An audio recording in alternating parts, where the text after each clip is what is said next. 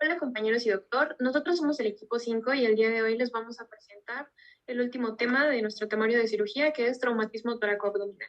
El equipo está conformado por su servidora Jessica Fernández Vargas, Montserrat Gómez Castro, Laxmi Valeria Sánchez Cano Yael Itzel Almeraya Ruiz y Leslie Maite Pérez Riva.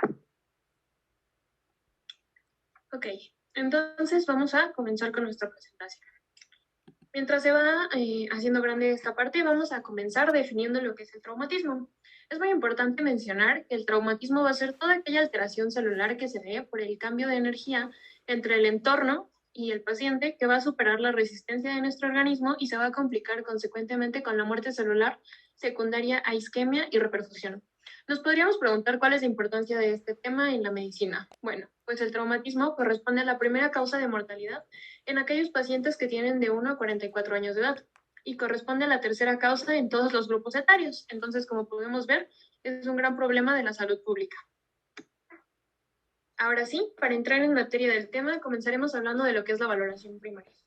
Se lo conoce como valoración primaria a este esquema que podemos ver aquí, que surge del curso del ATLS.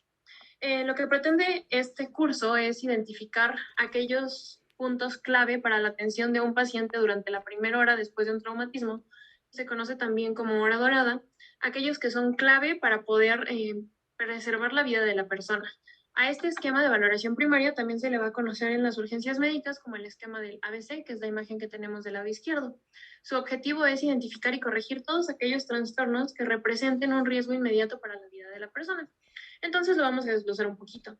Tenemos la letra A que corresponde a la vía aérea y el control cervical. Como podemos ver, en esta parte entran diferentes puntos como la estabilización cervical, valorar si nuestro paciente está consciente o inconsciente, la RCP si es necesaria y desobstruir la vía aérea. En la letra B tenemos lo que es la ventilación. Vamos a ver que es necesario a los pacientes administrarles oxígeno, valorar los signos de insuficiencia respiratoria y detectar lesiones torácicas que sean potencialmente letales. La letra C, por su parte, corresponde al control de hemorragias. En este caso tenemos todo lo relacionado a la circulación, los signos de shock, los pulsos, la frecuencia cardíaca, tensión arterial y canalizar las vías periféricas que vamos a ver más adelante van a ser necesarias para la administración de fármacos o en todo caso para la restitución de volumen por medio de la fluidoterapia. Y tenemos dos letras que se añaden posteriormente. La D que corresponde a la evaluación neurológica. En este caso lo que vamos a tener que hacer es la que se conoce como escala de coma de Glasgow para valorar a nuestro paciente y vamos a buscar si hay signos de focalización. Y por último tenemos la exposición, en la cual entra la exposición de lesiones, prevenir la hipotermia y retirar aquellos objetos que puedan dañar a nuestro paciente. Vamos a ver que añadido esta valoración primaria pueden haber otros pasos necesarios como la analgesia, la sedación, la fluidoterapia, el monitorizar al paciente constantemente e incluso el añadir sondas. Como menciona la nota de la derecha, los médicos podemos evaluar rápidamente un ABC en un paciente traumatizado, incluso en un rango de 10 segundos, si el paciente es capaz de identificarse a sí mismo y referirnos qué fue lo que sucedió y cuál fue el mecanismo del traumatismo por sí solo. Aquí tenemos unas tablas que hablan de las lesiones que ponen en riesgo a la vida de acuerdo a los apartados que acabamos de mencionar, la vía respiratoria, la respiración, la circulación y la discapacidad.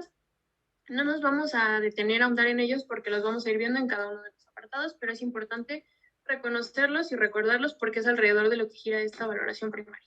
Entonces, vamos a comenzar con el control de las vías respiratorias y la protección de la columna cervical. Vamos a ver que estos pasos del ABC van en este orden justamente porque es el orden de importancia en el que debemos de irlos atendiendo. Y aunque muchos de estos puedan superponerse, ya que el equipo va a estar trabajando multidisciplinariamente, pues es importante cumplir con las necesidades de cada uno de los pasos para que el resto puedan funcionar de manera adecuada. Entonces, en primer lugar, es importante valorar que las vías respiratorias se encuentren permeables y estén en buenas condiciones, ya que podemos tratar de pasar a los siguientes pasos para preservar la integridad cardiovascular. Sin embargo, estos van a ser inútiles si el oxígeno en sangre no es el adecuado. Por otra parte, tenemos del lado derecho la imagen de un collarín rígido. Es importantísimo mencionar que aquellas personas que tienen traumatismo cerrado requieren la inmovilización de la columna vertebral cervical hasta que podamos descartar que haya una lesión de esta. Generalmente se usan este tipo de collarines, pero en caso de no contar con ellos, se pueden utilizar bolsas de arena al lado de ambos lados de la columna para hacer la misma función. Sin embargo, es importante mencionar que en caso de que se trate de una herida penetrante, pues estos collarines no tienen utilidad e incluso pueden interferir en la valoración del paciente y en el tratamiento que se le requiera dar. Tenemos de este lado ahora dos anotaciones importantes. En caso de que nos encontremos con personas conscientes que no tengan taquipnea y se presenten con voz normal, tal vez no requieran una intervención temprana de asistencia ventilatoria, como lo van a hacer la intubación y otras medidas que vamos a ver más adelante. Sin embargo, es muy importante mencionar que en caso de que estos pacientes presenten hematomas o lesiones químicas o que hayan tenido lesiones térmicas en boca, narinas o hipofaringe, o incluso traumatismos maxilofaciales complejos, es importante mantenernos vigilándonos porque puede ser que lleguen con estas condiciones en las que parece que no necesitan asistencia ventilatoria y sin embargo la inflamación que se va a ir desarrollando paulatinamente pues va a condicionar que haya una obstrucción después en la vía aérea. Entonces tenemos que vigilarlos para poder estar al tanto del requerimiento de ventilación posteriormente, después del ingreso. Por su parte, aquellos pacientes que tienen un tono normal de la voz, que tienen ruidos respiratorios anormales y que tienen taquipnea o alteración del estado mental, pueden requerir una valoración incluso adicional de si requieren o no ventilación. Ahora, tenemos ciertas maniobras que es importante mencionar. En aquellos pacientes que se encuentran en estado de coma, tenemos que recordar que la lengua se puede desplazar en sentido posterior y este deslizamiento puede ocasionar la obstrucción de la hipofaringe. Entonces, ¿cómo lo vamos a evitar? Pues con la imagen que se encuentra del lado izquierdo, elevando el mentón o con la protrusión de la mandíbula. También puede ser de utilidad el colocar cánulas bucales o sondas nasofaringeas, como tenemos en la imagen de la derecha, una cánula. Pero es muy importante mencionar que todos estos procedimientos deben valorarse de acuerdo a las condiciones de nuestro paciente y nos van a ayudar a mantener las vías aéreas permeables. Vamos a empezar entonces con los diferentes procedimientos. En primer lugar, tenemos a la intubación endotraqueal. Esta va a estar indicada en todos los pacientes que presenten apnea, incapacidad para la protección de sus vías respiratorias porque hay alteración del estado mental, compromiso inminente de estas secundario a lesión por inhalación, hematoma, tumefacción de tejidos blandos o broncoaspiración y la incapacidad para mantener la oxigenación. La indicación más común que vamos a tener para realizar una intubación va a ser la alteración del estado mental. Existen tres opciones para que realicemos este procedimiento. La primera es la nasotraqueal, la segunda la bucotraqueal y la tercera la quirúrgica. La nasotraqueal la vamos a llevar a cabo en aquellos pacientes que presentan respiración espontánea. La bucotraqueal vamos a ver que es la técnica más utilizada para asegurar la permeabilidad de las vías respiratorias y debemos asumir en esta que todos los pacientes tienen lesión de la columna cervical porque no hemos comprobado si es así y por lo tanto es indispensable que se alinee la columna y se inmovilice. Las ventajas de que realicemos una intubación bucotraqueal van a incluir que podemos visualizar directamente las cuerdas bucales, que podemos utilizar sondas endotraqueales que tienen un diámetro mayor y que lo podemos ocupar en aquellos sujetos que estén apnéicos. Pero una desventaja que es importante mencionar pues es que en aquellos pacientes que estén conscientes vamos a necesitar utilizar relajantes neuromusculares para la intubación y para hacer este procedimiento, lo cual puede llevar a consecuencias que compliquen la técnica. Del lado derecho tenemos ahora otro procedimiento, la cricotiroidotomía. Esta es una incisión a través de la piel y la membrana cricotiroidea, con la cual vamos a asegurar la vía aérea de un paciente. ¿En quiénes se va a utilizar esta? Bueno, en aquellas personas en las que ya hayan fallado los intentos de intubación o en aquellos pacientes en los que esté contraindicada la intubación porque tienen lesiones faciales extensas o también en aquellas personas en las cuales puede indicarse la colocación de una cánula en la vía respiratoria por medios quirúrgicos. Como podemos ver en la imagen, se practica una incisión vertical amplia y después vamos a ver que se verifica la indemnidad de la membrana cricotiroidea con palpación digital, se hace una apertura en sentido horizontal, se estabiliza el cartílago cricotiroideo, se coloca un gancho y se pasa una sonda de traqueostomía de calibre 6 ceros a través de esta apertura que se hace en la membrana cricotiroidea. Entonces, pues tenemos que considerar esta técnica como una opción. Es muy importante mencionar que en aquellos pacientes que se trate de niños menores de 11 años vamos a tener una contraindicación para la cricotiroidotomía porque van a tener gran riesgo de que se desarrolle una estenosis subglótica y en ese caso se tiene que realizar traqueostomía. Aquí tenemos esta técnica. La traqueostomía pues va a estar indicada en aquellas personas que tengan separación laringotraqueal o fracturas laríngeas y también en aquellos pacientes en los que esté contraindicada la cricotiroidotomía porque puede infligir daño adicional o reducir la capacidad para el control de la vía respiratoria. Podemos ver en la imagen de la derecha que se trata de una apertura en la parte anterior del cuello. que se hace durante un procedimiento de emergencia para formar una vía respiratoria, como ya lo vimos para aquellos pacientes que no pueden respirar por sí solos, que no pueden respirar bien o que tienen una obstrucción que está afectando a la respiración. Una vez habiendo establecido estas técnicas que nos permiten que la vía aérea se encuentre permeable, vamos a pasar al siguiente paso, que es la letra B, que corresponde a la respiración y a la ventilación.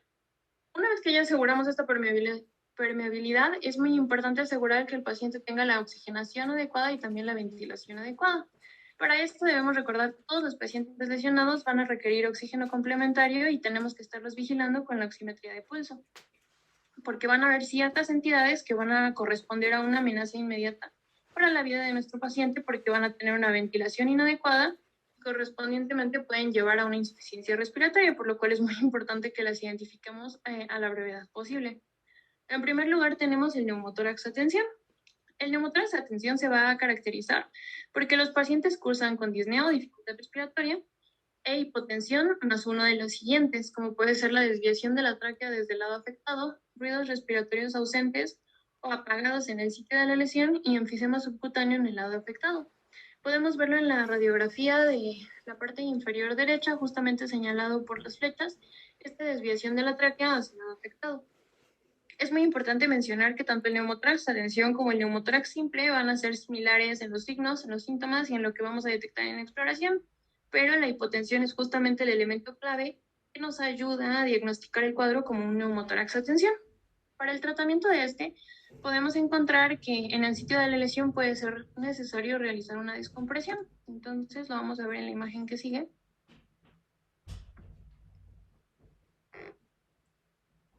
Ok, justo en estas imágenes de la izquierda tenemos el procedimiento de descompresión inmediata que se hace con una aguja de calibre 14, usualmente en el segundo espacio intercostal, en la línea medio clavicular, como lo podemos ver en esta imagen del tórax en posición anterior. En las salas de urgencias lo que se va a tener que efectuar va a ser una toracostomía con sonda antes de solicitar la radiografía torácica. Y también se menciona en la bibliografía que esta descompresión con aguja se puede realizar en el quinto espacio intercostal en la línea axilar anterior, pero esto va a depender en gran medida de la complexión del paciente al que estemos tratando. Y del lado derecho tenemos un ejemplo de lo que es la sonda torácica o sonda pleural, que es un tubo flexible y hueco que nos va a ayudar a funcionar como drenaje. Ok, ahora tenemos otra de estas entidades, el neumotórax abierto. El neumotórax abierto va a ocurrir cuando hay una lesión de la pared torácica de espesor total que posibilita que haya una comunicación entre la cavidad pleural y la atmósfera.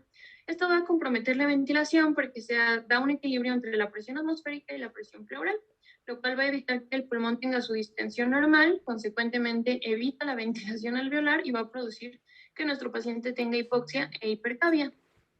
En este caso vamos a ver que hay dos tratamientos. En primer lugar, tenemos del lado derecho, en la parte superior, el que corresponde al tratamiento temporal, que es cubrir la herida con un apósito oclusivo que va a estar fijado, como podemos ver, solo en 3 extremos por cinta adhesiva. Lo que va a ayudar este tratamiento temporal es que actúa como una válvula unidireccional y permite que la ventilación se dé de manera eficaz durante la inspiración, al mismo tiempo que facilita la salida del aire que está acumulado en la cavidad pleural por este lado que no tiene cinta adhesiva. De este modo se impide que se forme ahora un neumotórax a tensión. Y hay que recordar que en caso de que a este vendaje, a este apósito, se le colocaran las 4 cintas o si se completa el defecto de la pared torácica pero no se coloca una sonda de toracostomía, podemos convertir un neumotórax abierto en un neumotórax a tensión. Entonces es muy importante dejar esta parte que va a permitir la ventilación. Y para el tratamiento definitivo, pues lo que vamos a requerir es el cierre del defecto de la pared torácica y la colocación de una sonda de toracostomía en un sitio alejado de la herida. A continuación tenemos otra entidad, que es el tórax flácido, también conocido como tórax inestable. Este va a ocurrir cuando se fracturan 3 o más costillas que están contiguas en al menos 2 sitios. Puede ser evidente esta alteración por el movimiento paradójico del segmento que está afectado en pacientes que tienen ventilación espontánea, porque la presión intrapleural va a ser negativa durante la inspiración. Sin embargo, pues el trabajo respiratorio adicional que va a tener que realizar el paciente del dolor de la pared torácica van a dar lugar a que este segmento flácido o este segmento afectado sea lo suficiente para que el paciente tenga un deterioro de su ventilación. Entonces, pues hay que considerar que el paciente puede presentar insuficiencia respiratoria aguda, que va a estar condicionado, ya que el paciente tiene menor distensibilidad de su pulmón y porque hay un incremento en la fracción de derivación o cortocircuito que están causados pues, por la contusión pulmonar que ya existe. Muchas veces en la radiografía pues subestimamos este tipo de lesión porque no se puede apreciar tal cual la extensión del daño del parénquima pulmonar. Entonces está indicado en estos pacientes que se haga una vigilancia estrecha y que se están revalorando de manera constante para evaluar si es que hay complicaciones o justamente empeora la insuficiencia respiratoria. Vamos a continuar en el ABC mencionando lo que es la letra C o circulación y control de la hemorragia. Entonces, una vez que ya aseguramos que nuestro paciente tiene una vía respiratoria permeable y que la ventilación y oxigenación son las adecuadas, ahora tenemos que darle prioridad al sistema circulatorio. En primer lugar, hay que palpar los pulsos periféricos, que en términos generales van a tener presión arterial sistólica de entre 60 a 80 milímetros de mercurio, dependiendo del pulso que se esté palpando. También vamos a tener que asumir que todo episodio de hipotensión, que se define como aquella presión arterial sistólica por abajo de 90 milímetros de mercurio, va a estar causado por hemorragia hasta que demostremos lo contrario. Y después vamos a tener una serie de pasos que es importante no pasar por alto. En primer lugar, tenemos que estar valorando de manera constante la presión arterial y el pulso cada 5 minutos de forma manual en aquellos pacientes que tengan una hemorragia significativa, hasta que veamos que estos dos parámetros o estos signos vitales regresan a sus cifras normales. En segundo lugar, vamos a tener que colocar 2 catéteres intravenosos periféricos, como lo habíamos mencionado al inicio de la presentación, de calibre 16 o algunos más grandes en los adultos para poder tener un acceso intravenoso y para la posterior reanimación con líquidos que nos va a explicar Monse. Puede haber casos en los que sea difícil el acceso con los catéteres periféricos. En estos casos, lo que podemos hacer es utilizar las que se conocen como agujas intraóseas, que vamos a ver en unas imágenes más adelante. Estas se pueden colocar en la porción proximal de la tibia, pero es preciso mencionar que una vez que podamos establecer una vía periférica venosa, que es lo ideal, pues vamos a tener que retirar estas agujas para evitar una complicación como lo puede ser el desarrollo de osteomielitis en los pacientes. Otro paso que es muy importante es que necesitamos extraer, al mismo tiempo que estamos valorando todo esto, sangre de los pacientes para poder valorar y cuantificar de manera directa la hemoglobina. También en aquellas víctimas que están gravemente lesionadas, pues tenemos de una vez que precisar los gases en sangre arterial con una gasometría. Tenemos que hacerle pruebas cruzadas por si es que requiere una transfusión de eritrocitos. Tenemos que valorar sus pruebas de coagulación y también colocar cánulas secundarias de grueso calibre a través de la vena femoral o subclavia. Entonces, en estas imágenes que siguen, vamos a tener los ejemplos de lo que les acabo de mencionar. En la del lado izquierdo tenemos justamente los accesos intraóseos que están indicados para pacientes en los que es complicado establecer una vía periférica y también para niños menores de 6 años, en los cuales ya se intentó 1 o 2 veces el poner un acceso intravenoso y no se consiguió con éxito. Y no hay que olvidar que hay que retirarlas en cuanto podemos establecer un acceso periférico venoso.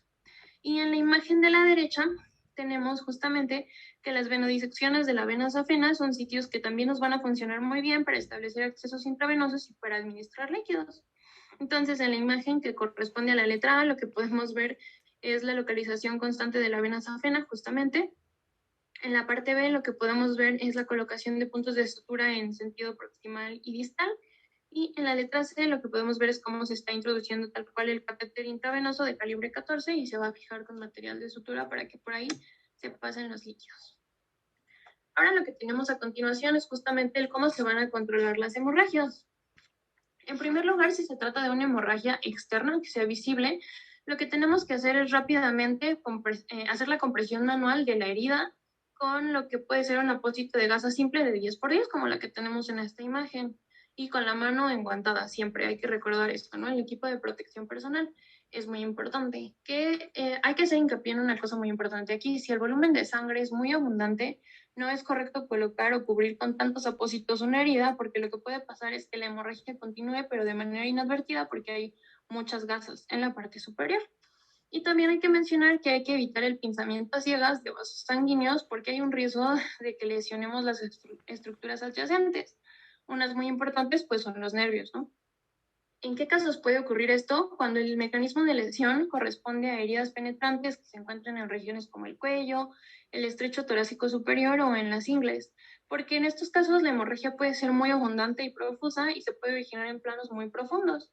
Entonces, lo que se tiene que hacer en ese tipo de lesiones es que con la mano enguantada vamos a introducir un dedo a través de la herida directamente y vamos a hacer la aplicación de presión sobre el vaso que está sangrando. Esta presión va a ser suficiente para controlar la hemorragia activa.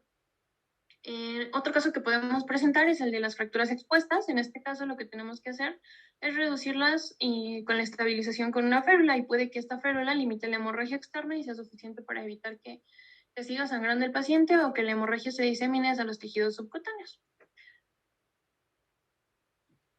Ok, ahora tenemos las lesiones que ponen en riesgo a la vida, pero que van relacionadas justamente con la letra C, con la circulación, ¿no? Entonces son 4 fundamentalmente: el hemotórax masivo, el taponamiento cardíaco, el hemoperitoneo masivo y las fracturas pélvicas inestables con hemorragia.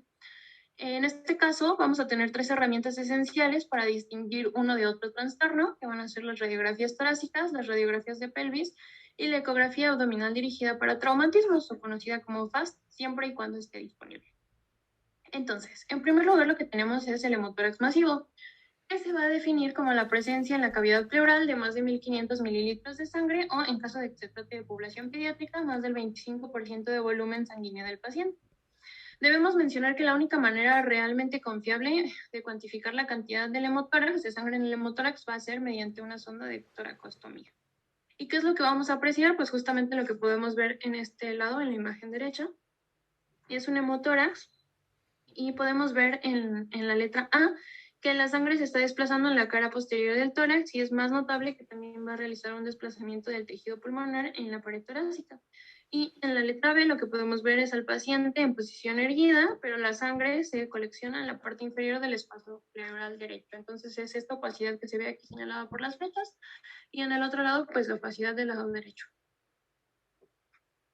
Ahora, mencionando al taponamiento cardíaco, vamos a ver que es la segunda lesión en orden de importancia también que va a poner en riesgo la vida de los pacientes con traumatismos. Esta ocurre más a menudo después de heridas torácicas que son de tipo penetrante, aunque en ocasiones puede ocurrir rotura cardíaca cerrada, sobre todo en las orejuelas auriculares. Entonces, ¿qué es lo que vamos a tener en estos pacientes? En los pacientes que no están traumatizados es muy común encontrar lo que se conoce como triada de Beck, que está en esta imagen, que corresponde a hipotensión, ingurgitación yugular y ruidos cardíacos apagados. Sin embargo, en aquellos pacientes traumatizados, pues lo que vamos a tener es que muchas veces no se va a detectar esta triada habitual, por múltiples razones, como puede ser el que haya mucho ruido en la sala de urgencias, el que el paciente esté hipovolémico y por lo tanto el pericardio no se distienda con rapidez, porque la presión no se va a incrementar hasta después, etc. Entonces hay que valorar a estos pacientes, porque aunque no encontremos esta triada directamente o en un inicio cuando valoremos al paciente, pues puede que lo presente después. También tenemos que el diagnóstico de hemopericardio lo vamos a confirmar mejor mediante una ecografía directa, porque nos va a permitir pues ver el líquido. Justamente aquí tenemos un ejemplo de una ecografía pericárdica subgipoidea que revela la acumulación de líquido, que en este caso pues corresponde a sangre. Y vamos a ver que la pericardiocentesis es el método para descomprimir un taponamiento, y es eficaz hasta en 80% de los casos. La mayoría de las veces vamos a ver que se debe a coágulos sanguíneos que van a estar en el espacio del pericardio.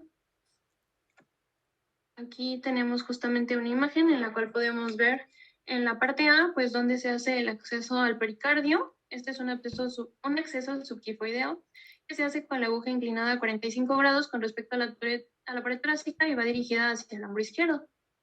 Y en la parte B, pues ya podemos ver como tal la técnica en la cual se está colocando un catéter que va a aspirar en forma repetida la sangre con una jeringa, o que puede funcionar con un dren colocado a gravedad, y va a permitir la evacuación de la sangre del pericardio que no esté coagulada. De esta manera nos va a favorecer el que no se presente en los pacientes un evento de isquemia subendocárdica, que es una de las complicaciones más frecuentes y también más graves, y nos va a permitir estabilizar al paciente de modo que después puedan trasladarlo al quirófano para hacerle una esternotomía, pero con un paciente más estable y que tenga menor riesgo de complicaciones durante la cirugía.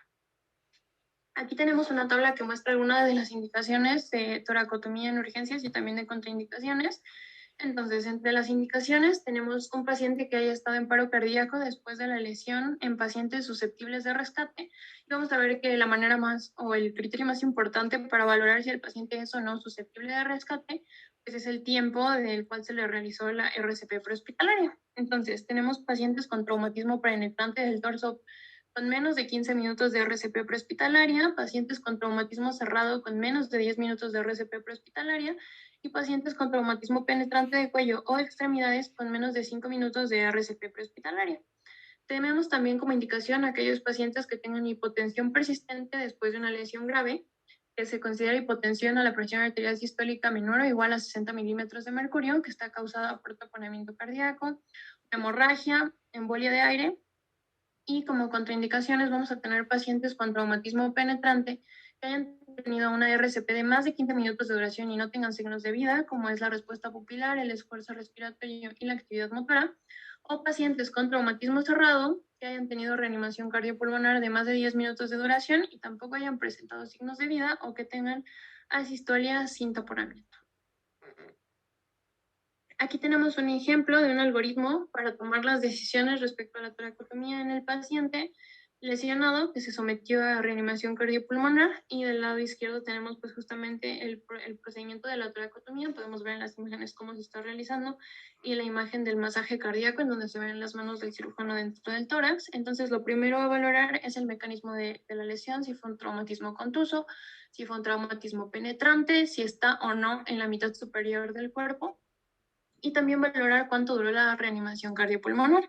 De acuerdo a esto, pues nos va a llevar a la siguiente toma de decisiones, que es valorar si el paciente está muerto o, en caso de que no lo esté, pues el realizar una toracotomía de reanimación. Para esto hay que valorar si hay actividad cardíaca o no. En caso de que no haya actividad cardíaca, lo que hay que considerar es si hay o no taponamiento. Y en caso de que sí haya actividad cardíaca, hay que valorar si hay taponamiento, hemorragia torácica, embolia gaseosa o hemorragia extratorácica. Y a partir de esto vamos a tomar diferentes decisiones, como pueden ser la reparación del corazón, el controlar la hemorragia, el pinzamiento del ilio, etc. Entonces, pues este algoritmo nos va a facilitar una toma de decisiones más rápida en una situación crítica como la es, pues justamente esto. El siguiente punto que tenemos que abarcar es lo que corresponde a la letra D, que es incapacidad o estado neurológico, y la exposición que vamos a ver más adelante. Entonces, como ya les había mencionado al inicio de esta presentación, es muy importante valorar la calificación en la escala de coma de Glasgow en todos los pacientes que tienen una lesión. Esta escala nos va a permitir darle un puntaje a partir de 3 apartados, ¿no? El apartado ocular, el apartado verbal y el apartado motor. Al apartado ocular se le pueden otorgar puntos del 1 al 4, dependiendo de cuál sea la respuesta del paciente, si tiene una apertura ocular espontánea o si no responde o si responde después de una orden. Tenemos también un parámetro verbal, en el cual los puntajes pueden ir de 1 a 5, dependiendo de si el paciente no responde completamente, si solo produce sonidos que son incomprensibles, si dice palabras inapropiadas, si se encuentra desorientado o si está orientado y conversando, como habíamos dicho inicialmente, que el paciente puede incluso presentarse y referirnos qué fue lo que sucedió. Y por último tenemos el parámetro motor, en el cual los puntos van del 1 al 6, dependiendo de si el paciente no responde o si tiene extensión solamente, flexión anormal, si hace retirada y flexión ante un estímulo doloroso, si localiza el dolor ante la aplicación de un estímulo doloroso, o si puede obedecer una orden motora después de que nosotros le demos una orden verbal. Entonces, pues para recordarlo, justo van como en orden ascendente, ¿no? Al ocular puede llegar hasta 4 puntos, el verbal hasta 5 y la motor hasta 6. De acuerdo a la calificación que tengamos en esta escala de coma de Glasgow, podemos interpretarlo como de 13 a 15 puntos, una lesión encefálica leve, de 9 a 12 una lesión moderada y menor a 8 o igual a 8 es una lesión grave. Esta escala de coma de Glasgow pues va a ser una medición cuantificable que nos va a hablar de cómo se encuentra la función neurológica del paciente y va a ser útil para clasificarlo de acuerdo al riesgo, el pronóstico, y vamos a ver incluso que para ciertas intervenciones como lo son la intubación. Entonces es fundamental realizarla en todos los pacientes, y también muy importante mencionar que en caso de que el paciente se vaya a intubar, tenemos que hacer esta valoración antes de administrarle los relajantes neuromusculares, porque pues esto va a afectar la objetividad de la prueba. En los casos de que el paciente tenga una valoración leve o moderada, hay que estarlo reevaluando en caso de que haya deterioro de su función mental. Y por último, respecto a la exposición, en aquellos pacientes que se encuentren graves, vamos a vernos en la necesidad de retirar la ropa para poder evaluar todas las lesiones que se encuentren en las extremidades o que puedan poner en riesgo la vida del paciente y que podamos pasar inadvertidas a primera vista en la inspección. Entonces, en esta imagen de la izquierda tenemos un esquemita de un muñeco el que presenta las líneas de corte que se deben realizar en la ropa para poder evidenciar las heridas que no se ven a simple vista. Y en el lado derecho, y muy importante, recordar que también hay que prevenir la hipotermia. Entonces hay que cubrir a nuestro paciente con mantas y evitar que se encuentre completamente descubierto para que se mantenga eutérmico.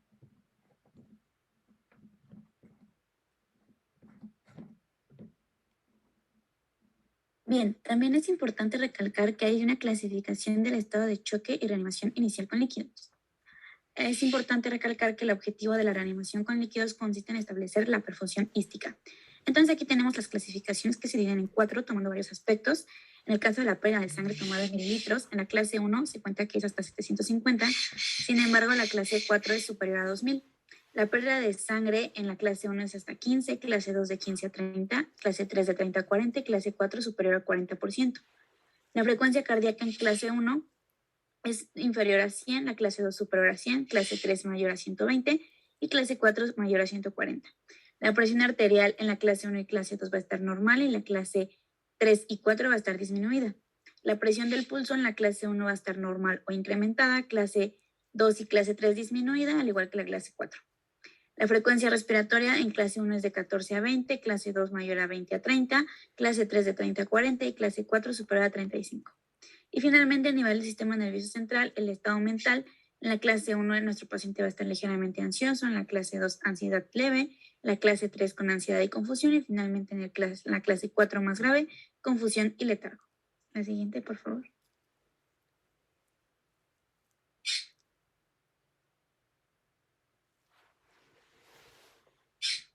Ok, es importante recalcar que la reanimación con líquidos va a iniciar de 2 litros cuando nuestro paciente es adulto y en 20 mililitros sobre kilogramo cuando es niño.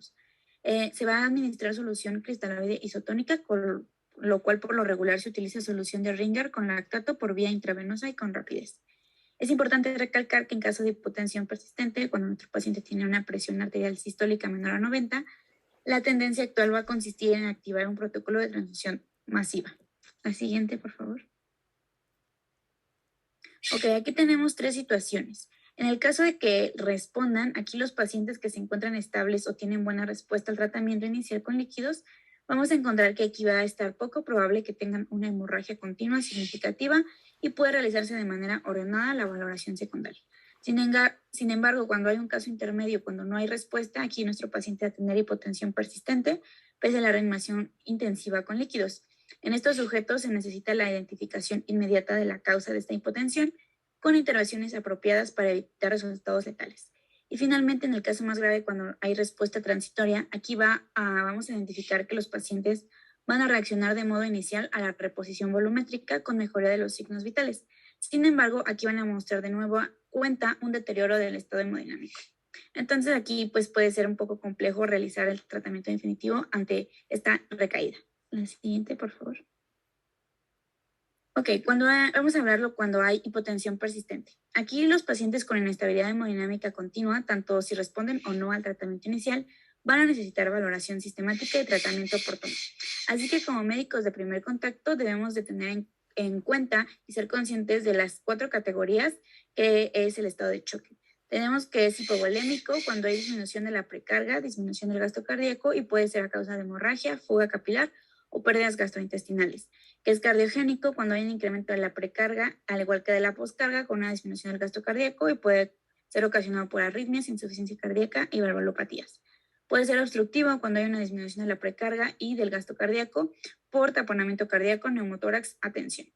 Y puede ser distributivo cuando hay una disminución de la precarga y el gasto cardíaco está mixto y puede ser a causa de septicemia, choque neurogénico e incluso anafilaxia. Siguiente, por favor. Ok, aquí tenemos una serie de pasos que los guié con un poco de preguntas para saber cómo poder abordar a nuestro paciente. Entonces, la primera pregunta es, ¿se presenta pérdida de sangre por traumatismo? El primer punto aquí va a ser detener la hemorragia visible y buscar el sangrado cavitatorio, ya sea en pecho, abdomen o pelvis. Y esto puede ser debido a una fractura o desplazamiento de las mismas. Y en caso de que sí exista fractura pélvica o del fémur, tenemos que inmovilizar estas lesiones envolviendo la pelvis con una sábana. Y en el caso de fractura pélvica, inmovilizando la extremidad con un dispositivo externo de tracción. Ahora, otro punto es a preguntarnos, ¿existe neumotórax a tensión? Tenemos que verificar la presencia de ruidos respiratorios unilaterales, desviación de la tráquea en sentido contrario al neumotórax y un hemitórax hiperresonante. En caso de que se presente, tenemos que llevar a cabo descompresión con aguja seguida de una toracostomía con sonda pleural. Otro punto a preguntarnos, ¿existe taponamiento cardíaco? Aquí tenemos que verificar la presencia de distensión venosa yugular, sonidos cardíacos amortiguados, bajo voltaje en electro y alternancias eléctricas. Y finalmente vamos a hacer una ecografía a pie de cama si está disponible. En caso de que exista un taponamiento cardíaco, lo que vamos a realizar es una pericardiocentesis si la ecografía demuestra efusión pericárdica en el paciente en choque. Siguiente, por favor. Otro punto a preguntarnos es, ¿existe evidencia del émbolo pulmonar masivo? En caso de que nuestro paciente tenga riesgo de embolia pulmonar, tenemos que considerar el uso de trombolíticos o intervención quirúrgica según sea el caso. En caso de que nuestro paciente presente alguna lesión medular espinal, tenemos que examinar muy bien a nuestro paciente y tener las precauciones para proteger la columna cervical a fin de examinar la espalda en busca de lesiones y verificar si no hay algún tipo de sangrado, ya sea, por ejemplo, sangrado rectal. En caso de que exista alguna arritmia, tenemos que monitorear y obtener un electro y tenemos que resolver la taquiarritmia inestable por medio de cardioversión y poner un marcapasos cardíacos externo en la bradiarritmia inestable en cualquier situación. La siguiente, por favor. Ok, ya con todo esto vamos a pasar a lo que es la valoración secundaria. Entonces, una vez que se corrigen las amenazas inmediatas para la vida, se va a llevar a cabo una anamnesis muy amplia y se explora al paciente en forma sistemática. Aquí se debe interrogar a nuestro paciente, a las personas cercanas, a fin de obtener una historia muy completa, realizar una pequeña investigación y nos podemos guiar con la mnemotecnia de sample. S da referencia a síntomas, A alergias, M a medicamentos, P al pasado médico, L a la última comida y E con eventos previos de la emergencia. Y es importante recalcar que nuestra exploración física debe ser completa, no centrarnos en solo una región, debe ser de pies a cabeza. Siguiente, por favor. Ok, vamos a pasar a los mecanismos y patrones de lesión. Siguiente. Tenemos dos tipos, traumatismo cerrado y traumatismo penetrante. El traumatismo cerrado, aquí vamos a encontrar que los órganos que no sufren una deformación elástica como consecuencia del impacto son los que tienen más probabilidades de sufrir, tales como hígado, vasos, riñones, ya que son órganos sólidos. Sin embargo, cuando existe un traumatismo penetrante, los órganos con superficie más grande en la proyección frontal son los propensos a la lesión, en este caso intestino delgado, hígado y colon. Y estos traumatismos pueden ser ya sea por heridas con un instrumento punzocortante, proyectil de arma de fuego o incluso por escopeta. Siguiente, por favor. Aquí tenemos que identificar que hay dos tipos de lesiones, lesiones de gran transferencia de energía y traumatismos de baja energía. Las lesiones de gran transferencia de energía van a incluir accidentes por arrollamiento de peatones, accidentes con vehículos motorizados donde su velocidad sea superior a 30 kilómetros por hora o incluso quienes sufrieron expulsión del vehículo y caídas de alturas mayores de 6 metros. En el traumatismo de baja energía, pues van a ser más leves, tales como golpes con un objeto contundente, como las caídas de bicicleta, en las cuales no se van a producir casi lesiones de amplia distribución. Sin embargo, se tiene que realizar una investigación completa, ya que puede ocurrir una laceración de órganos internos, en lo cual puede ser letal para nuestro paciente. Entonces, es importante identificar posibles lesiones a pesar del tipo de traumatismo. Siguiente, por favor. En la valoración regional y pruebas diagnósticas especiales vamos a abarcar lo que es cuello, tórax y abdomen. Siguiente, por favor. Iniciando con el cuello, tenemos que identificar que todo paciente con traumatismo cerrado se debe presuponer que existe una lesión en la columna cervical hasta que se demuestre lo contrario. Por lo tanto, cuando nuestro paciente esté consciente y nos indique presencia de dolor en la cara posterior del cuello, en la línea media o el dolor a la palpación, nos van a obligar a realizar una valoración radiológica amplia, esto con la final de descartar cualquier tipo de lesión que podamos pasar por alto. Siguiente, por favor. Ok, en la valoración primaria van a constituir prioridades la identificación de lesiones del cuello, ya sean exsanguinantes, hematomas en expansión o incluso algún objeto o situación que obstruyan las vías respiratorias. Y con esto nos podemos guiar a través de métodos de imagen. También podemos identificar una fractura de laringe cuando nuestro paciente menciona síntomas como disfonía, enfisema subcutáneo y una fractura palpable. Por eso es importante realizar una buena exploración física y una correcta anamnesis. Siguiente, por favor. Ok, cuando existen heridas penetrantes en la cara anterior del cuello que atraviesen el músculo cutáneo del mismo, ponen en riesgo la vida por la abundancia de estructuras anatómicas localizadas en esta región.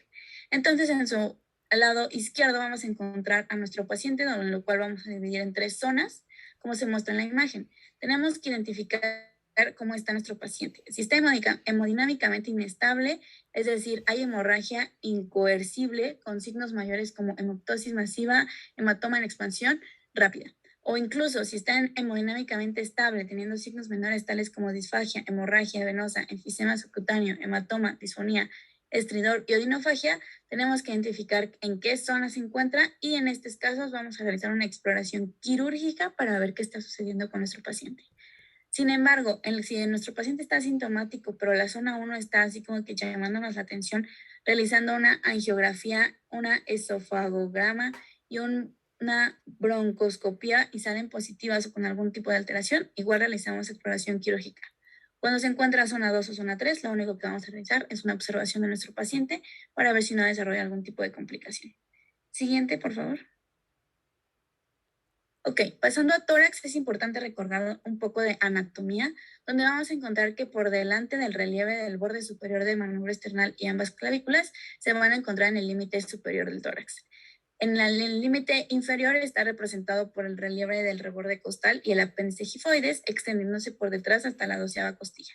Y finalmente, el límite superior del tórax es una abertura que da paso a estructuras que provienen del cuello, y el límite inferior es el músculo diafragma. Es importante recalcar la anatomía del tórax para poder realizar una buena exploración de nuestro paciente.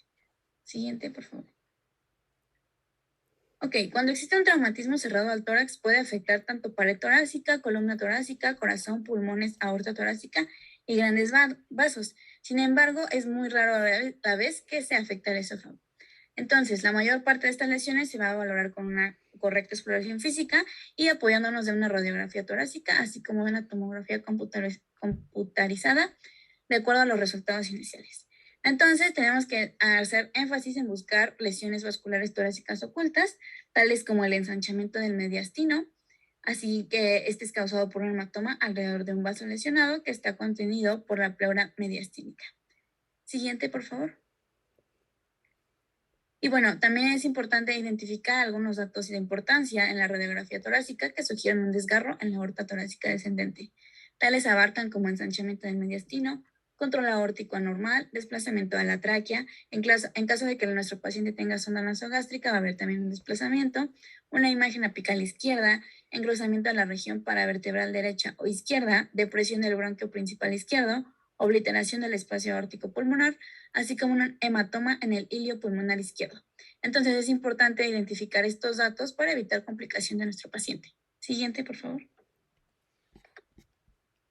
Ok, ahora entrando dentro de la tomografía computarizada, se va a realizar una tomografía helicoidal como método de detección sistemática con base en el mecanismo de la lesión.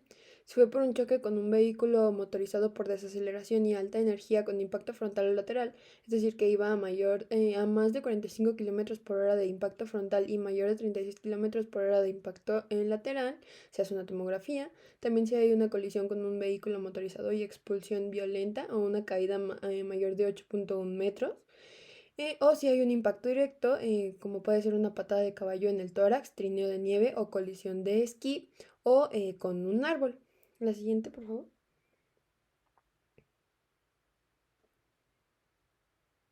Ahora, los traumatismos torácicos penetrantes se debe realizar radiografías simples en proyecciones posterior, anterior y lateral con marcadores metálicos de las heridas, la ecografía pericárdica y la medición de la presión venosa central van a identificar la mayor parte de las lesiones.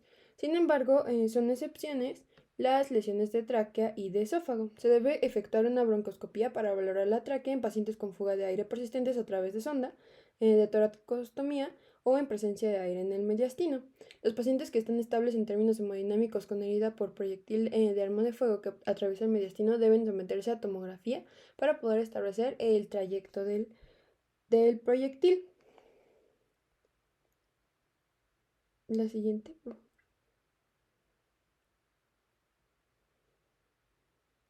Ah, ay, la anterior. Entonces, este va a delinear las estructuras vasculares o viscerales en riesgo de lesión y sugiere la necesidad de solicitar angiografía o endoscopía según sea apropiado. Si hay sospecha de lesión de la arteria subclavia, deben medirse los índices humeral-humeral, pero mayor del 60% de los pacientes con una lesión podrían no tener trastornos del pulso.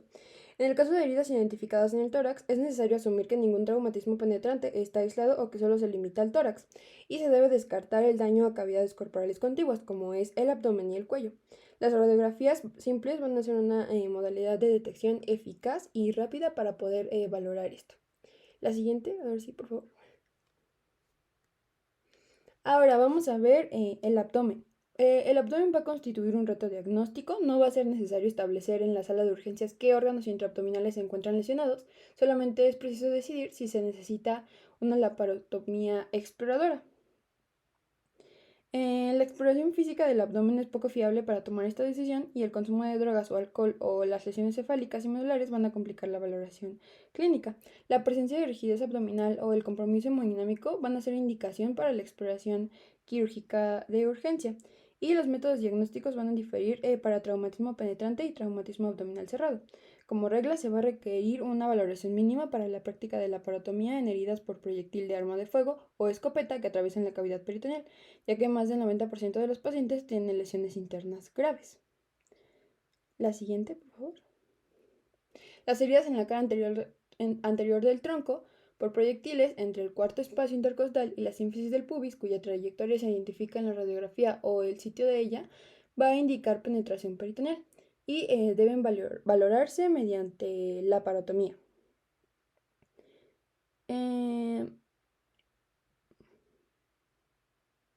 La excepción en el traumatismo penetrante aislado en el cuadrante superior derecho, en el sujeto con estabilidad hemodinámica con trayectoria del proyectil confinada al hígado, demostrada por tomografía, puede considerarse la observación sin tratamiento quirúrgico. Sin embargo, la laparoscopía es otra opción para valorar la penetración peritoneal en caso de heridas tangenciales. No obstante, en casos de duda, siempre es más seguro explorar el abdomen. La tomografía con triple medio de contraste puede delinear el trayecto del proyectil e identificar la penetración a la cavidad peritoneal o al espacio retroperitoneal, pero puede pasar por alto alteraciones específicas. A diferencia de las heridas por proyectil de arma de fuego, las heridas por instrumento punzocortante que penetran la cavidad peritoneal tienen menor probabilidad de lesionar órganos intraabdominales. Y en las heridas en la cara anterior del abdomen por instrumento punzocortante deben explorarse bajo anestesia local en la sala de urgencias para establecer si se lesionó la aponeurosis. Las alteraciones que no alcancen la cavidad peritoneal no exigen valoración adicional y el paciente puede egresar de la sala de urgencias. Ahora sí, la siguiente, por favor. En sujetos con penetración del peritoneo deben buscarse lesiones intraabdominales, ya que existe la posibilidad de hasta 50% de que sea necesaria la laparotomía. Los sujetos con lesiones por proyectil o arma blanca en la mitad inferior del tórax deben valorarse por medio de la laparoscopía diagnóstica o por lavado peritoneal diagnóstico para poder descartar daño en el diafragma. Las heridas toracoabdominales penetrantes ocasionan algunas veces daño oculto en el diafragma. Los sujetos con lesiones, ya dijimos, que sean sometidos al lavado peritoneal. Las cifras límite de estudio de laboratorio para descartar la lesión difieren de las cantidades regulares que se utilizaban en casos de lesiones punzocortantes del abdomen. Entonces, se considera que un recuento eritrocítico mayor de 10.000 células es un hallazgo positivo e indicación para efectuar valoración abdominal. Las personas que en el lavado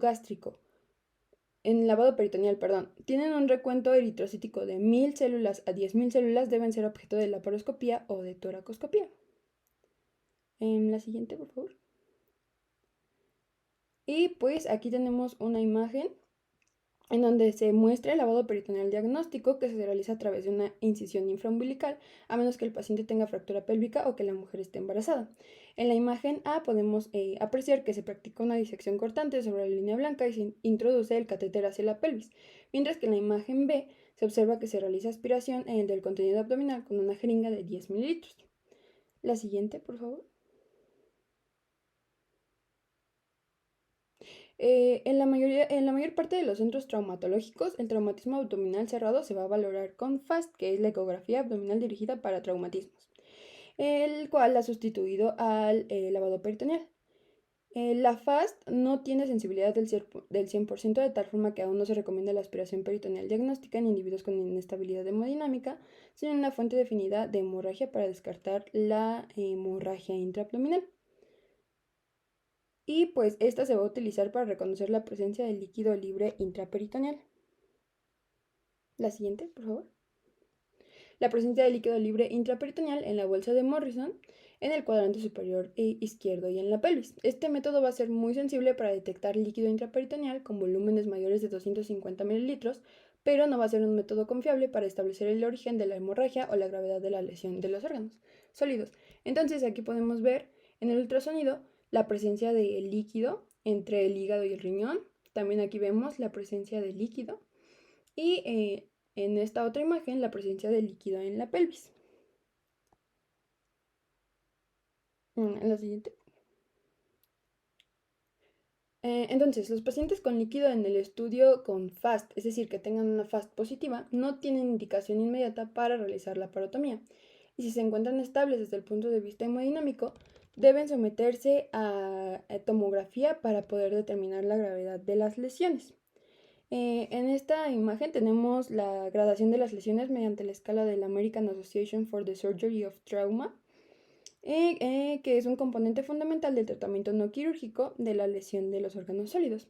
Entonces podemos ver que vamos a observar un hematoma subcapsular dependiendo del grado de lesión hepática, teniendo desde un grado 1, que abarca menos del 10% del área de superficie, hasta un grado 6, que pues es una abulsión hepática. Y también ocurre lo mismo con el grado de lesión esplénica, que va de un grado 1 a un grado 5.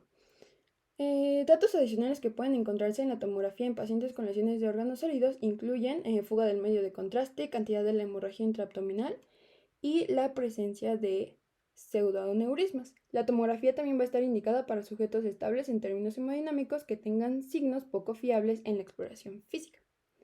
La siguiente, por favor. Ahora vamos a entrar al tema de principios generales del tratamiento. Se trata de la adopción de técnicas quirúrgicas del control de daños en pacientes que tengan alteración fisiológica y pues esto ha ayudado a reducir el tiempo quirúrgico inicial. Estos cambios conceptuales han mejorado de manera significativa la supervivencia de los pacientes que tienen lesiones graves. La siguiente, por favor. Entonces, en primer lugar tenemos en las transfusiones. Se dice que en las personas lesionadas que sufren una hemorragia letal presentan al final una coagulopatía aguda de traumatismo. Entonces, esta coagulopatía va a generar una inhibición de la cascada de la coagulación, disfunción plaquetaria, anomalías endoteliales y actividad fibrinolítica. Y entonces esto a su vez nos va a generar hipotermia central y acidosis metabólica. En el traumatismo toracoabdominal, pues debemos considerar la hemorragia letal y la coagulopatía aguda del traumatismo. La siguiente, por favor. ¿Cuáles van a ser las indicaciones de transfusión sanguínea? Una hemoglobina menor a 7 gramos sobre 100 mililitros, un INR mayor a 1.5, un PTT mayor de 1.5, un recuento plaquetario mayor a 50.000 plaquetas y el fibrinógeno cuando sea mayor a 100 miligramos. Es importante remarcar que ante una urgencia los pacientes deben recibir sangre de tipo O, eritrocitos de tipo específico o eritrocitos que sean compatibles con ellos. La siguiente, por favor.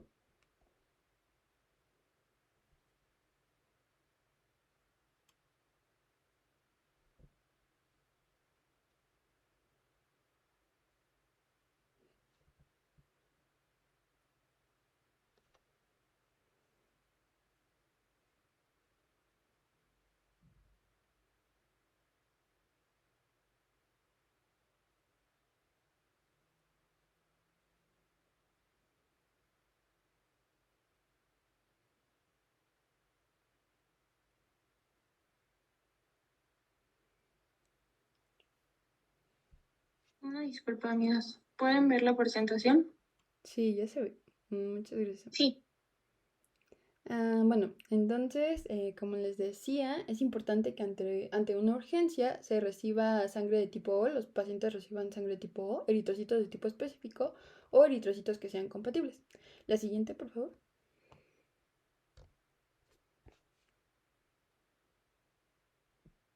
Dentro de las medidas profilácticas Todo individuo lesionado sometido a cirugía debe recibir antibióticos preoperatorios. Se administran dosis adicionales durante el procedimiento según sea la hemorragia y la semivida de los antibióticos. La antibioticoterapia posoperatoria se va a administrar siempre que se trate de fracturas abiertas contaminadas y a todos los pacientes se les debe realizar profilaxis tetánica, que pues tenemos la vacuna contra el tétanos que se aplica para niños pequeños en los 2, 4 y 6 meses de vida, para los adolescentes en los 11 y los 12 años y para los adultos cada 10 años. La siguiente, por favor. Ahora, en la exploración abdominal urgente, la exploración abdominal en adultos se realiza en virtud de su versatilidad a través de una incisión amplia en la línea media y para los niños menores de 6 años de edad una incisión transversal es ventajosa en ocasiones. Puede ser más rápida la incisión con un bisturí en comparación con una unidad electroquirúrgica. La hemorragia de la pared abdominal a causa de la incisión se va a ignorar hasta que controlemos la hemorragia intraabdominal. Se van a evacuar los coágulos y el líquido con varias compresas de la parotomía y mediante aspiración para identificar la fuente más importante de hemorragia activa. Después de un traumatismo no penetrante, el cirujano debe palpar el vaso y realizar taponamientos si están fracturados e inspeccionar el mesenterio infracólico para descartar lesión vascular de la zona 1. Por el contrario, después de heridas penetrantes, si la búsqueda de hemorragia debe seguir, la búsqueda de la hemorragia, debe seguir el trayecto del proyectil. La siguiente, por favor. Entonces, si nos encontramos que el paciente tiene una presión arterial sistólica menor a 70 milímetros de mercurio, con el abdomen abierto, debe aplicarse presión digital o con pinzas sobre la aorta al nivel del hiato diafragmático. Una vez que se localiza el origen de la hemorragia, se utiliza la oclusión digital directa o se colocan compresas de la parotomía para controlar la hemorragia. Si el hígado es la fuente en un individuo inestable en términos hemodinámicos, se obtiene control adicional de la hemorragia con el pinzamiento del pedículo hepático, con una pinza vascular o con un torniquete de Rummel. Y a esto se le conoce como la maniobra de Pringle, como podemos ver en la imagen de aquí. La siguiente, por favor. Ahora, en forma similar, el pinzamiento del hilo esplénico puede controlar con mayor eficacia la hemorragia que el simple taponamiento. Una vez movilizado el vaso, es necesario girarlo con suavidad en sentido interno para dejar al descubierto el peritoneo lateral. Este y la aponeurosis intraabdominal se van a seccionar, lo cual va a hacer posible la disección roma del vaso y el páncreas desde el retroperitoneo hasta delante de la fascia prerrenal. Y pues aquí vemos en esta imagen cómo se realiza más o menos este procedimiento. La siguiente, por favor. Ahora, el control proximal de la aorta se va a obtener a nivel del hiato diafragmático. Si la lesión de ese gran vaso es supracelíaca, puede ser necesario seccionar el pilar izquierdo del diafragma o extender la laparotomía a través de la toracotomía izquierda. La primera decisión consiste en determinar si el enfermo tiene una lesión vascular supracólica o infracólica. Las alteraciones supracólicas, que incluyen a la aorta, al tronco celíaco, a la zona proximal de la arteria mesentérica superior y a las arterias renales izquierdas, se pueden abordar mejor con rotación visceral hacia adentro y a la izquierda. Esta maniobra que se efectúa al seccionar la reflexión peritoneal lateral y comenzar en la zona distal del colon descendente y extender la incisión a lo largo del ángulo esplénico del colon alrededor de la cara posterior del vaso y detrás del fondo del estómago para poder terminar en el esófago. A continuación, el cirujano gira hacia la línea media el hemicolon izquierdo, el vaso, el páncreas y el estómago. Y pues algunos cirujanos prefieren dejar los riñones in situ cuando movilizan las vísceras, ya que la maniobra intensifica la separación de los vasos renales desde la arteria mesentérica superior. Entonces, las lesiones de la arteria mesentérica superior en la zona 1 de Follen pueden exponerse por rotación visceral medial izquierda. Las de la zona 2 de Follen pueden dividirse para obtener acceso vascular proximal. El acceso de las lesiones más distales de la arteria mesentérica superior en las zonas 3 y 4 de Follen se llevan a cabo de forma directa en el mesenterio. El acceso a una lesión venosa por detrás del páncreas desde la unión de las venas mesentéricas superior, esplénica y porta se van a conseguir al dividir el cuello del páncreas. El cirujano aborda las lesiones en la vena cava inferior mediante rotación visceral medial derecha. Entonces el control proximal se logra justo por arriba de la bifurcación ilíaca con una presión directa sobre una toruna gruesa y la lesión se identifica por disección en sentido superior en la cara anterior de la vena cava inferior. Se puede utilizar una pinza de Satinsky para controlar las heridas en la porción anterior de la cava. Las lesiones de los vasos ilíacos van a representar problemas singulares por el control vascular de urgencia, por el gran número de vasos, su estrecha cercanía y también las anastomosis. El control proximal de la aorta infrarrenal va a interrumpir la hemorragia arterial y evita la isquemia esplánica y renal. Sin embargo, las lesiones venosas no se controlan con el pinzamiento aórtico. El taponamiento con una compresa de laparotomía aplicada de manera directa sobre el sitio de hemorragia casi siempre logra la hemostasia suficiente para poder evitar la hemorragia exsanguinante. Si la hemostasia no es adecuada, se pueden colocar compresas en forma apropiada a cada lado de la lesión, las cuales se ajustan de modo cuidadoso para poder mejorar la hemostasia. Y pues la arteria debe repararse después del tratamiento de la lesión venosa por el riesgo de isquemia que pongan en peligro la viabilidad de la extremidad. La siguiente, por favor. Entonces, una vez que se controla la hemorragia evidente, se identifican las fuentes de contaminación entérica mediante exploración sistemática a lo largo de todo el intestino delgado y colon, con visualización directa de todas las superficies. Se van a explorar las caras anterior y posterior del estómago, para lo cual es necesario abrir la retrocavidad de los epiplones para la visualización completa. Se van a valorar las lesiones duodenales con una maniobra de Kocher amplia. Durante la exploración de la retrocavidad de los epiplones se lleva a cabo la visualización y palpación del páncreas para descartar la presencia de lesiones. Ahora, es fundamental realizar movilización incluida de la exploración de la cara posterior del páncreas. Y pues una vez que se identifican las lesiones, se utilizan técnicas de control de daño o bien se realiza la reparación primaria de las lesiones con base en el estado fisiológico transoperatorio del paciente, como vamos a ver más adelante.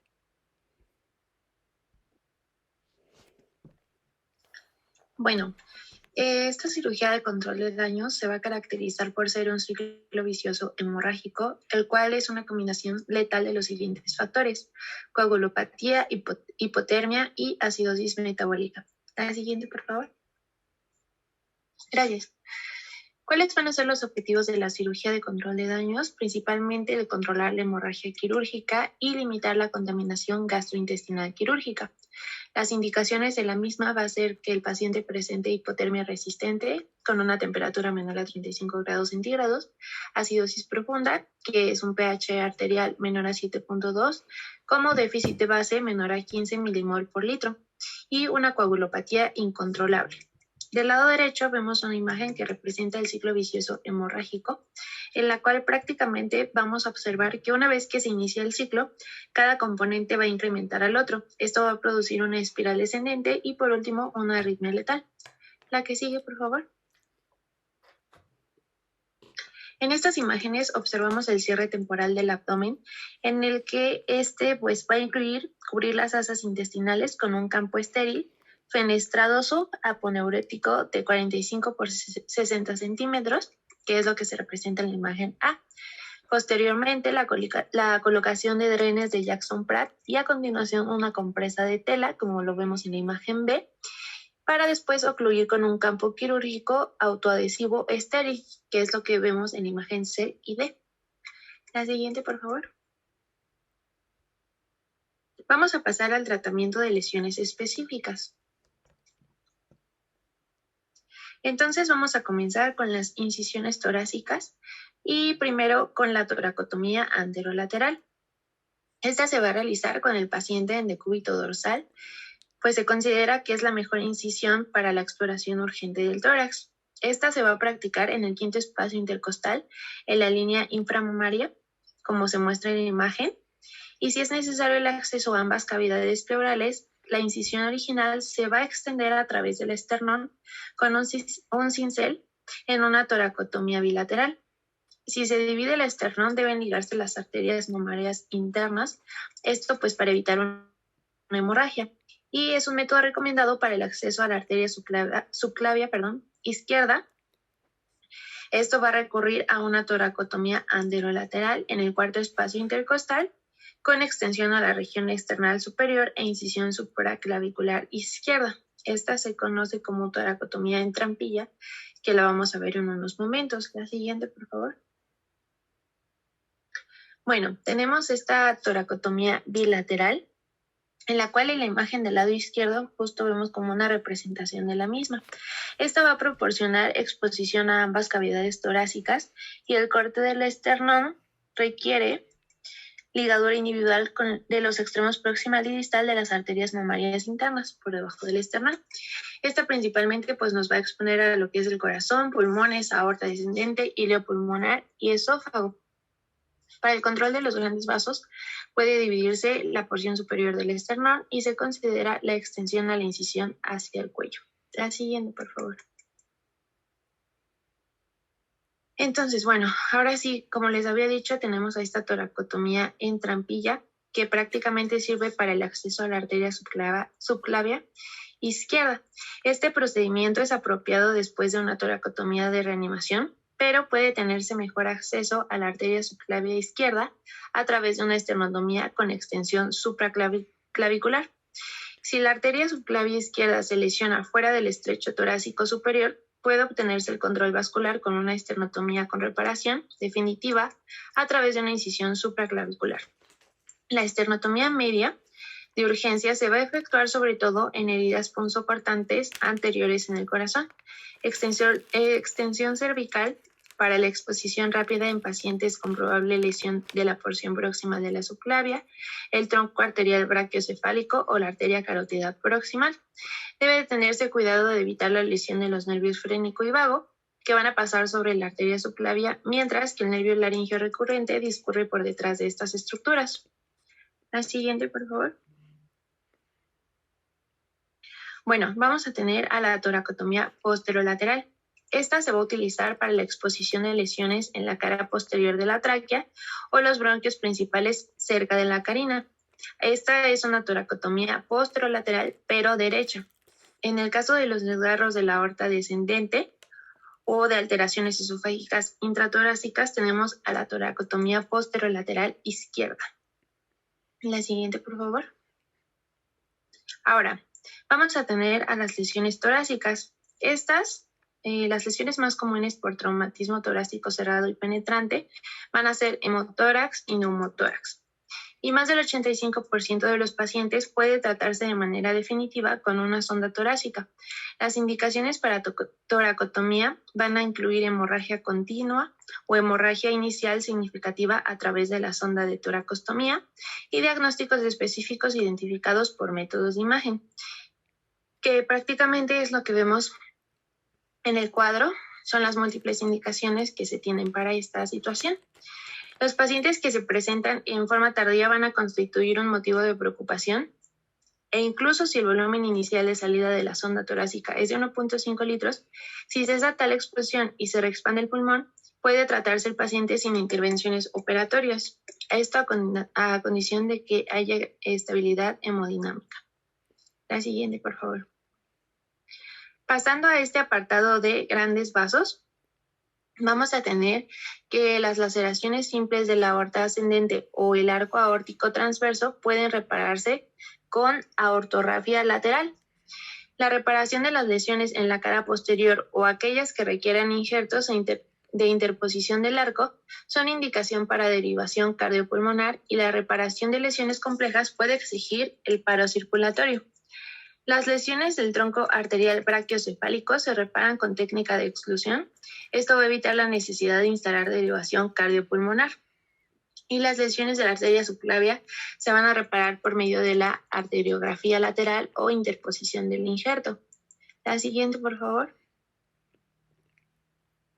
Ahora, en esta imagen lo que vemos es la angiografía. Va a mostrar un pseudoneurisma de 1 centímetro en el origen del tronco arterial brachiocefálico. En la primera etapa de la técnica de exclusión con derivación se va a unir un injerto de politetrafluoretileno de 12 milímetros al extremo de la aorta proximal no lesionada. Y esto se va a pasar por debajo de la vena y se va a realizar anastomosis terminal con el tronco arterial brachiocefálico, que es lo que observamos en la imagen B. En el caso de la C, bueno, esta nos muestra el origen del tronco arterial brachiocefálico y que este se cierra con material de sutura en su base para desfuncionalizar el pseudoneurisma. La siguiente, por favor. Ahora vamos a tener que si las lesiones de la aorta torácica descendente no constituyen una urgencia absoluta, puede necesitar intervención como urgencia relativa.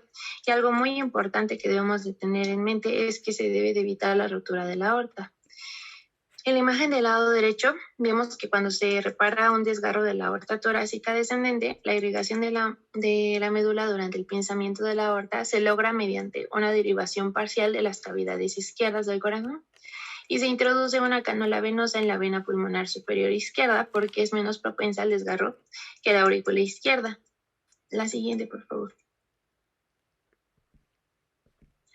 Ahora, hablando del apartado del corazón, vamos a tener que las lesiones cardíacas cerradas y penetrantes van a tener diversos modos de presentación y por lo tanto, pues los tratamientos son diversos. Las lesiones cardíacas penetrantes de las que puede sobrevivir la víctima son aquellas que pueden repararse de forma quirúrgica y muchas de ellas son punzocortantes.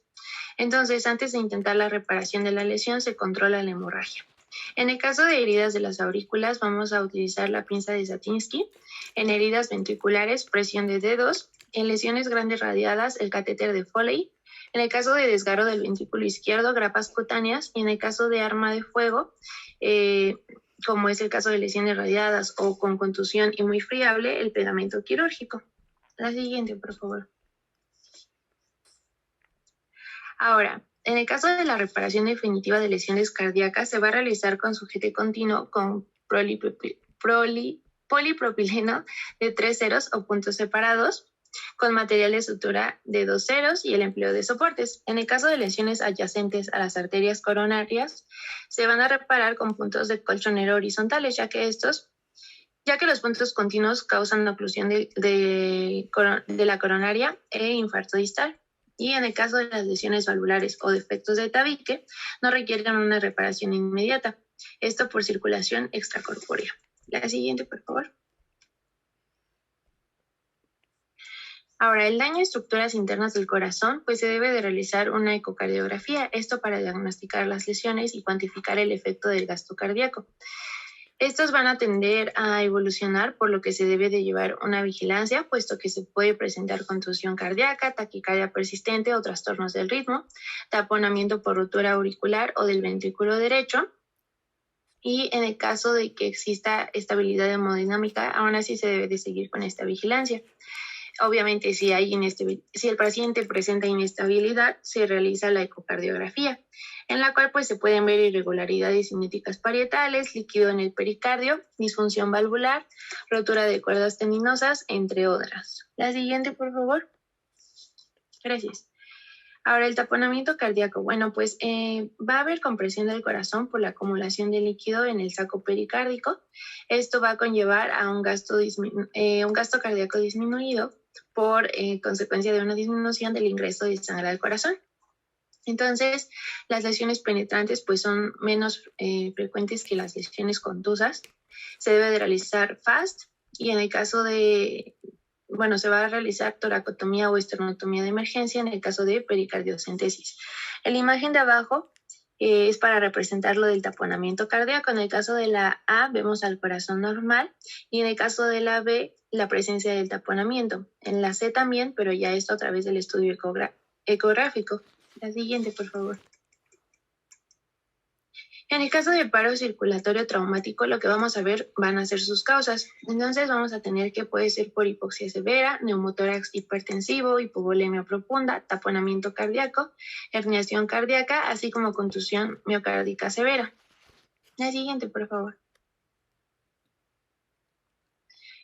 Pasando al apartado de tráquea, bronquios y parénquima pulmonar, tenemos que menos del 1% va a sufrir lesiones traqueobronquiales intratorácicas, es decir, esto es muy poco frecuente.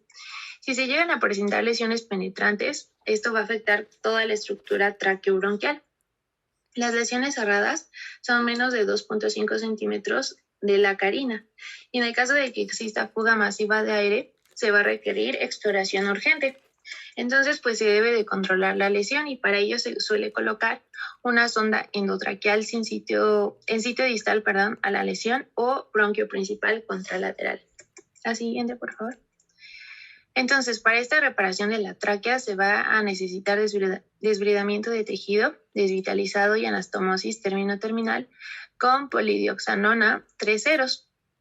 La línea de sutura debe de cubrirse con tejido vascularizado. y en el expectante en lesiones bronquiales menores a 1/3 de la circunferencia. En lesiones bronquiales periféricas se suele utilizar el pegamento de fibrina vía broncoscopía. La siguiente, por favor.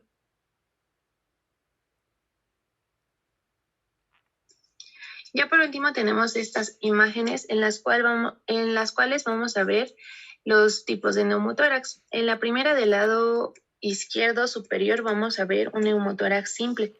Este es el resultado de la entrada de aire en el espacio virtual entre la pleura visceral y parietal. La que está del lado derecho nos muestra un neumotórax masivo y esta situación es consecuencia de la rápida acumulación de más de 1.500 mililitros de sangre o 1/3 o más de la volemia en la cavidad torácica. La que está inmediatamente por debajo, que es la figura 4.1, nos muestra el neumotórax a tensión. Este va a ocurrir gracias a que hay una fuga de aire a través de una válvula unidireccional desde el pulmón o a través de la pared torácica y el aire es forzado a la cavidad torácica colapsando eventualmente el pulmón afectado. Luego tenemos a la izquierda la representación de un neumotórax abierto. Aquí son grandes defectos de la pared torácica que permanecen abiertas y pueden provocar este tipo de neumotórax o herida torácica succionante. La siguiente, por favor. Continuando con las lesiones del parénquima pulmonar, se reconocen por neumotórax o hemotórax. Los desgarros periféricos con hemorragia persistente se van a atender con ablación cuneiforme y colocación de grapas.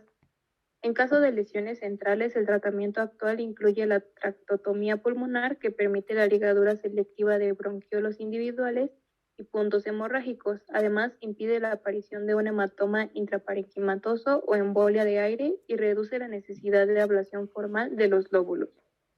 En ocasiones, la tractotomía revela una lesión vascular más proximal que debe tratarse con neumonectomía formal, y las lesiones de gravedad suficiente para obligar a la neumonectomía son casi siempre letales a causa de la descompensación de las cavidades derechas del corazón. La siguiente, por favor.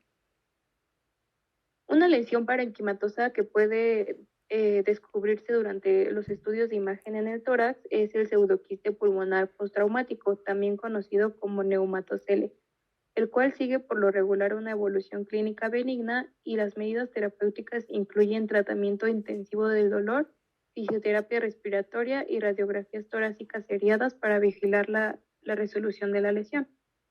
Sin embargo, si el paciente muestra fiebre o leucocitosis persistente, se solicita una tomografía de tórax para identificar algún absceso en evolución y en tales casos puede ser necesario el drenaje con catéter guiado por la tomografía, y la cirugía incluye desde la resección parcial hasta la neumonectomía anatómica y esta está indicada principalmente para neumatoceles complejos que no se resuelven o lesiones infectadas resistentes a la antibioticoterapia o al drenaje.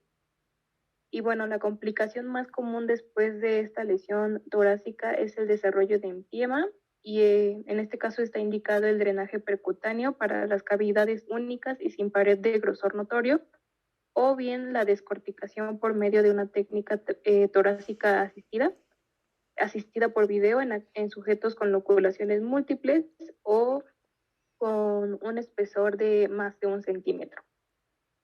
La siguiente, por favor. Pasando a la pared torácica, casi todas las lesiones de la pared torácica van a consistir en fracturas costales y laceraciones de los vasos intercostales. Se van a tratar por medios no quirúrgicos con analgesia, fisioterapia pulmonar o tratamiento ventilatorio y drenaje de la cavidad pleural.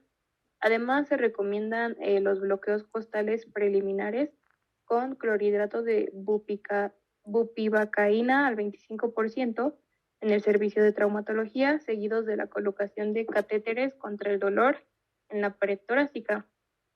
Además, si se presenta una hemorragia persistente por sonda de toracostomía después de un traumatismo cerrado, se dice que es efecto de las arterias intercostales y en estos casos puede ser necesaria la toracotomía con ligadura directa o la angioembolización para detener la hemorragia. En caso de segmentos extensos de tórax flácido o fracturas costales con desplazamiento notable, puede estar indicada la reducción abierta y fijación interna de la fractura por medio de una placa. Por otro lado, las fracturas de omóplato y esternón rara vez necesitan intervención quirúrgica, pero representan una gran fuerza toracoabdominal ejercida durante la lesión, por lo tanto, el desplazamiento notable puede beneficiarse de la colocación de placas en el esternón. Y finalmente, las fracturas de clavícula son a menudo lesiones aisladas y se tratan con analgesia e inmovilización. La excepción es la luxación posterior de la cabeza de la clavícula, la cual en estos casos puede lesionar los vasos subclavios. La siguiente, por favor. Pasando al tórax inestable y la contusión pulmonar, sabemos que un tórax inestable ocurre cuando un segmento de la pared torácica no tiene continuidad ósea con el resto de la caja torácica. Suele ser consecuencia de un trauma asociado a múltiples fracturas costales, que pueden ser 2 o más costillas adyacentes fracturadas en 2 o más partes, aunque también pueden ocurrir cuando hay una separación costocondral de una sola costilla del tórax. Por otro lado, una contusión pulmonar es un golpe en el pulmón causado por un trauma torácico. Se acumula sangre y otros fluidos en el tejido pulmonar, lo que va a interferir con la ventilación y potencialmente puede causar una hipoxia. La siguiente, por favor. Y bueno, la presencia de movimientos respiratorios anormales y la palpación de crepitante sobre una fractura de costilla o cartílago pueden ayudar a hacer el diagnóstico. Una radiografía de tórax además puede sugerir múltiples fracturas costales, pero no puede mostrar una disrupción costocondral. En estos casos, el tratamiento es la administración de oxígeno humidificado, la ventilación adecuada y la reanimación con líquidos. En caso de hipoxia significativa, se requiere de intubación y ventilación mecánica dentro de la primera hora. Por otro lado, en cuanto a la analgesia, el bloqueo intercostal intermitente y la anestesia intrapleural, extrapleural o epidural transcutánea son las ideales. La siguiente, por favor. Pasando específicamente a las lesiones abdominales, comenzando con las lesiones del hígado y las vías biliares extrahepáticas, el tratamiento no quirúrgico de estas lesiones de órganos sólidos se indica en pacientes con estabilidad hemodinámica que no tienen manifestaciones claras de peritonitis u otras indicaciones para la parotomía. Los individuos con lesiones mayores al grado 2 deben ingresar a la unidad de cuidados intensivos con vigilancia hemodinámica frecuente. Y se dice que en más de 15% de los pacientes es necesaria la laparotomía de urgencia y su objetivo es detener la hemorragia. El control inicial de esta hemorragia se va a lograr mejor al aplicar un taponamiento perihepático y compresión manual. Y en el caso de lesiones extensas y una hemorragia profusa, es preciso aplicar de inmediato la maniobra de Pringle, que fue la maniobra que ya nos explicaron anteriormente mi compañera. La siguiente. Ahora, la mayor parte de las lesiones hepáticas puede controlarse con taponamiento perihepático eficaz, en el cual se va a elevar el borde costal derecho y se van a colocar compresas quirúrgicas sobre y alrededor del sitio hemorrágico. Por otro lado, las hemorragias del lóbulo izquierdo se controlan casi siempre con la movilización del lóbulo y la aplicación de una presión entre las manos. Si el paciente tiene una hemorragia persistente, pese a esta compresión, debe de sospecharse de lesiones de la arteria hepática, de la vena porta o de la vena cava retrohepática. En el caso de la hemorragia en lesiones de la arteria hepática y la vena porta, esta va a ceder con la aplicación de una pinza para vasos en sentido transversal a la tríada porta. Por otro lado, con esta maniobra, la hemorragia va a ser persistente si es ocasionada por una lesión de las venas hepáticas o de la vena cava retrohepática. La siguiente, por favor. Ahora, las lesiones del hilo hepático deben corregirse de inmediato. En estos casos se liga en forma selectiva la arteria hepática derecha o izquierda, y en caso de que se ligue la arteria hepática derecha debe de practicarse una colecistectomía. Por otro lado, en el caso de lesiones de la porta por traumatismo cerrado, se intenta el control de la hemorragia a través del hígado con un taponamiento directo o catéter de Fogarty.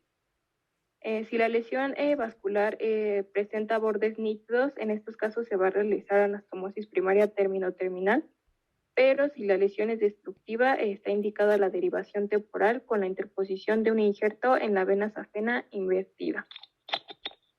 La siguiente, por favor. Si se observa hemorragia venosa masiva por detrás del hígado pese a la maniobra de Pringle, es importante que el paciente tenga es probable más bien que el paciente tenga una lesión de las venas hepáticas o la vena cava retropática. Si es posible controlar la hemorragia con taponamiento peripático, hay que dejarlo intacto y observar al paciente en la unidad de cuidados intensivos, o puede considerarse la colocación de una endoprótesis en la vena hepática por medio de radiología intervencionista. Y si persiste la hemorragia a pesar de los intentos repetidos de taponamiento, pues es necesario intentar la reparación directa con aislamiento vascular hepático o sin él. En estos casos se han utilizado 3 técnicas diferentes para obtener el aislamiento de los vasos hepáticos. La primera consiste en la reparación directa con pinzamiento suprahepático e infrahepático de la vena cava y ablación del parénquima, auxiliada con colocación de grapas. La segunda técnica consiste en la derivación temporal de la vena cava en el plano retrohepático, y la tercera técnica consiste en la derivación venovenosa. La siguiente, por favor. Existen diversos métodos para el control definitivo de la hemorragia del parénquima hepático. Las técnicas de hemostasia tópica incluyen el uso del electrocauterio, el coagulador de haz de argón, colágeno microcristalino, esponja de espuma de gelatina empapada en trombina, pegamento de fibrina y otros adhesivos quirúrgicos. También la sutura del parénquima hepático con una aguja de punta roma y material crómico cero, esta también llamada sutura de hígado, puede constituir una técnica hemostática eficaz. Además, puede utilizarse el epiplom para llenar grandes defectos en el hígado una vez que éste oblitera el espacio muerto potencial con tejido viable y al mismo tiempo proporciona una fuente excelente de macrófagos. La siguiente. En el caso del vaso, a diferencia de las lesiones del hígado, la hemorragia o la rotura del vaso pueden surgir incluso semanas después de la lesión. El tratamiento no quirúrgico se ha convertido en el medio preferido de salvamiento esplénico. Sin embargo, la identificación de extravasación de medio de contraste es un factor de riesgo para el fracaso del tratamiento no quirúrgico, y ello ha dado lugar al desarrollo o al uso generalizado de la angioembolización. Por otro lado, entre las indicaciones para la intervención quirúrgica temprana se encuentra el comienzo de la transfusión sanguínea en las primeras 12 horas y la inestabilidad hemodinámica. La siguiente, por favor. Las lesiones esplénicas se van a tratar por medios quirúrgicos con esplenectomía parcial o reparación esplénica, también llamada esplenorrafia, lo cual depende de la extensión de la lesión y el estado fisiológico del individuo. En el caso de la esplenectomía, está indicada para lesiones del hilio esplénico, destrucción grave del parénquima esplénico o cualquier lesión de grado 2 o mayor en personas con coagulopatía o múltiples lesiones. Además, se utiliza el autotrasplante de implantes esplénicos para obtener inmunocompetencia parcial en aquellos sujetos más jóvenes que no tienen además alguna lesión intestinal. La siguiente, por favor. La esplenectomía parcial puede practicarse en personas con lesiones en el polo superior o inferior de la víscera. La hemorragia a través de los bordes esplénicos se va a controlar con puntos de colchonero horizontales con compresión suave del parénquima esplénico, como se observa en la imagen del lado izquierdo. La siguiente, por favor.